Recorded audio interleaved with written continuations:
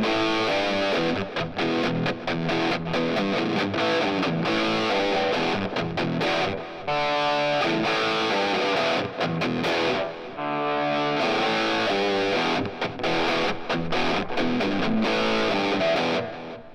everybody, it's TR, and I am going to show you today the best guitar you probably never knew existed.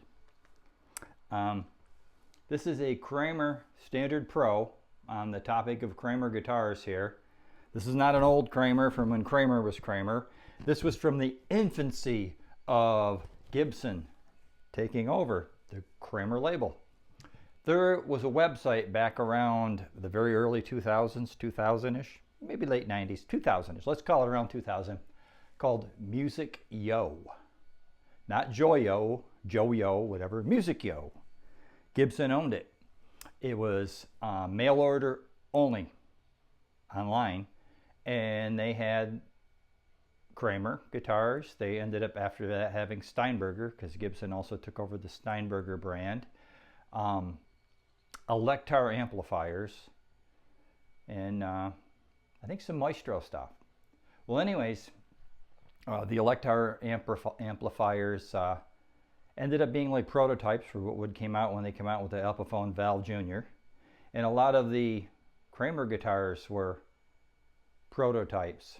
Some of them ended up being what the current Kramer line is, alongside of the classic Kramer shapes. Other ones ended up being, bear with me,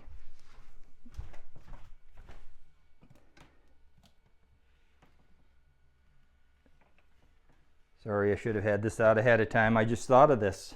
Other ones ended up turning into the Prophecy line. I'm not kidding you. And some of the ones that they're making now that are kind of Gibson-y, less polish and stuff, are still being sold as Kramers. They're actually kind of cool looking.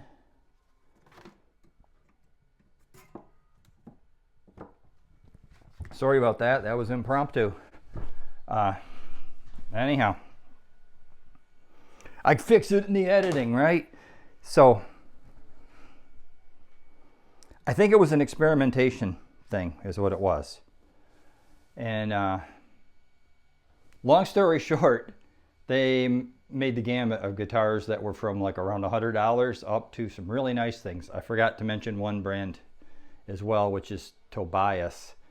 I'm not sure if my son's Tobias bass is still here or not. Beautiful, beautiful exotic woods and stuff. That's a story for another day. I don't know if he has it at his house or if it's still here.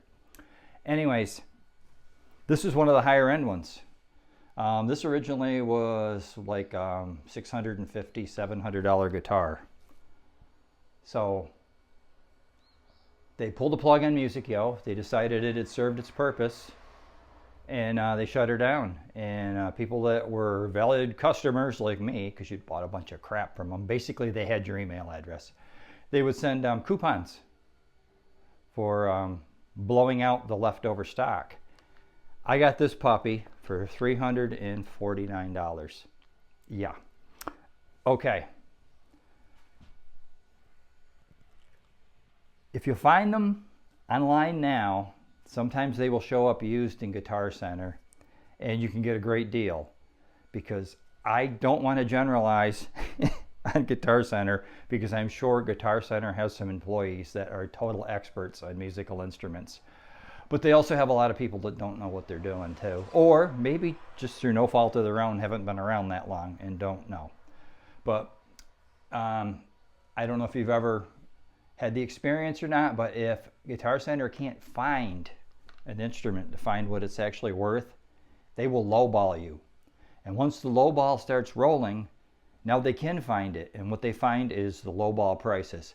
So these things are going for like $150, $200 used at Guitar Centers and stuff, you know, and they're worth a lot more than that, because let me tell you, this is made in Korea, and a 2001 made in Korea guitar is like the equivalent of a PRS now. I won't even say now, because now they're in Indonesia, the PRSs, and maybe even China, some of the new achievements, but the Korean PRSs, it's on that level. So the specs for this that I found online, which is what they did end up having for the pickups, were what they call Kramer USA 90R and 98T. I wonder what those are. Oh, my assistant is back. Hi, I'm doing a video. Can you mind not meowing? Okay. This guitar doesn't have those in it. This guitar has a set of Seymour Duncans.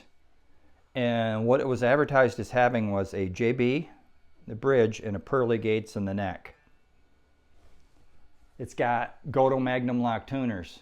These things are like pushing $100 for the tuners. The pickups are pushing $100 a piece. So I have $300 just in tuners and pickups in this thing. So why not, right? So it's very Gibson-y in that it's an arch top with mahogany body, a maple top, which is likely a veneer. And it's got a rosewood fingerboard, although it is kind of shreddy. It's 16-inch radius.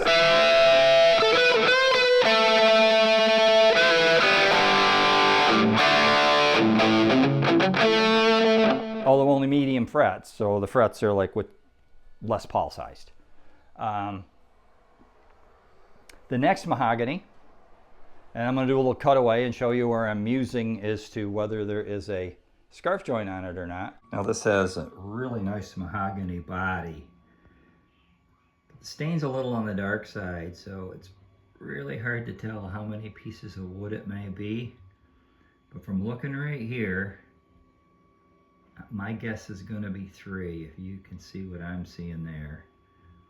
I look on the end for end pieces. I know that's what you can do, but the thing with that is the stain is so dark on the end. And same thing with the neck, it's mahogany. And to try and find a scarf joint, I mean, I don't know. Then again, it could be one of those ones that it's up in the headstock too. But I can't tell. So I have 0 complaints. That is a beautiful finish. There may be a couple of marks in it, keeping in mind that this thing is a little over 20 years old. So, and there isn't, because I looked up the specs, and the specs tell me that it's a 1-piece mahogany neck.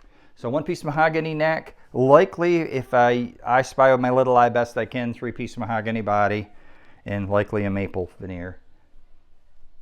Beautiful instrument. I was going to say that this unfortunately had a plastic nut, because it's kind of shiny looking.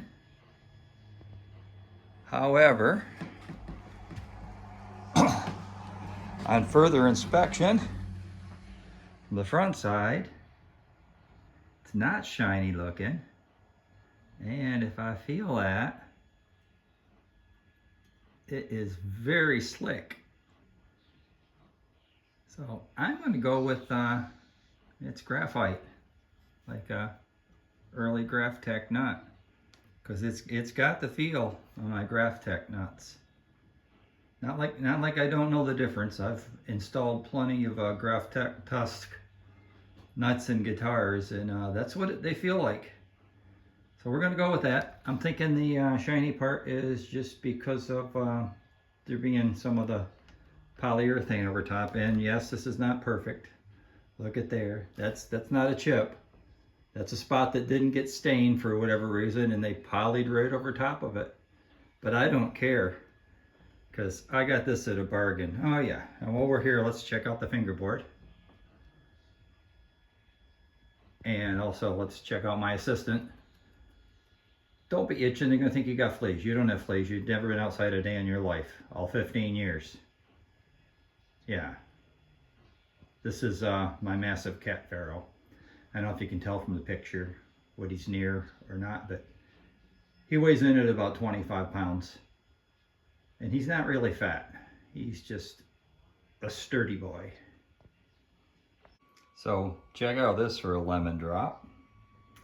I am pretty sure that this is a veneer, but veneer as opposed to a photo, because it has movement in it in the light.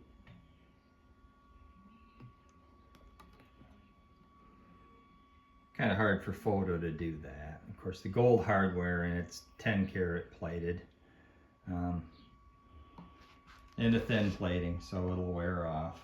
So I said 10 karat gold plating, and in case you're wondering, there is 14 and 18 karat gold plating, and if you would like to see the difference,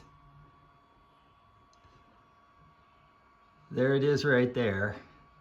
This is the expensive gold plating. All you can see what that's on, so that's why it's got the expensive gold plating. Still plating, so the 10's just fine. And here's those Goto Magnum lock tuners. And the way those work is they're the ones where as you turn it, it tightens and then starts turning the post. There's, oh, here, let me show you. There's no wheel on the back. They look just like regular tuners. And the pin tightens down on the string just like the ones with the thumb wheel, except turning the tuning peg is what makes it clamp down on the string. And based on the serial number, I'm going to guess Samick Factory, Korea. And like I said, right around the year 2000, very early 2000s is when these were made.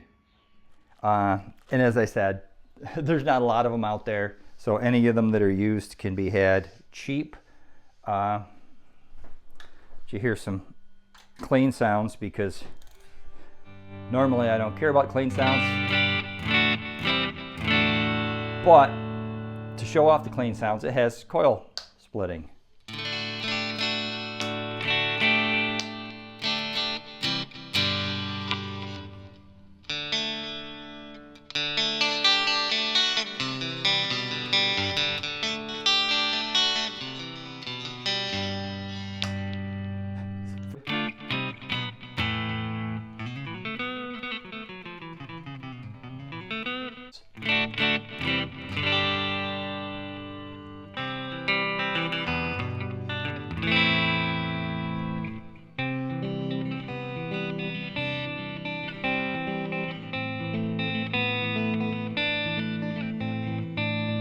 So it has very, very pleasing clean sound, both double and single coil.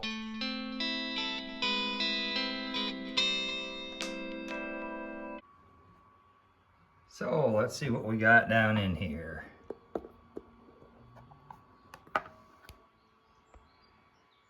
Full-size pot, the Switchcraft style switch that I like, and a push-pull pot. And you can see it's got the shielding paint. The routes are all super clean. So for made in Korea, nothing really to complain about from back in the day. So I can't recommend this guitar anymore, other than the fact that you'll probably never find one, which is sad. And I'm glad I got mine, and I wanted to show it off, because while we were on the topic of junky Kramer guitars, this is anything but a junky Kramer guitar. This thing is...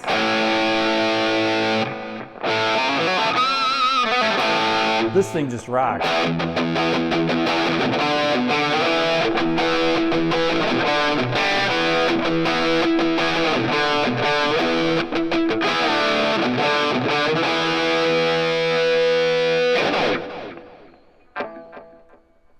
So that's about all I got to say. I wanted to show you this. And yeah, I've had it for a long time. Cipher in the serial number, I'm guessing this is a 2001 model. So, you know, I got it probably about the time they decided they want to get rid of them. So I probably had it about 20 years. And I hope you enjoyed taking a look at it, and you guys have a good day.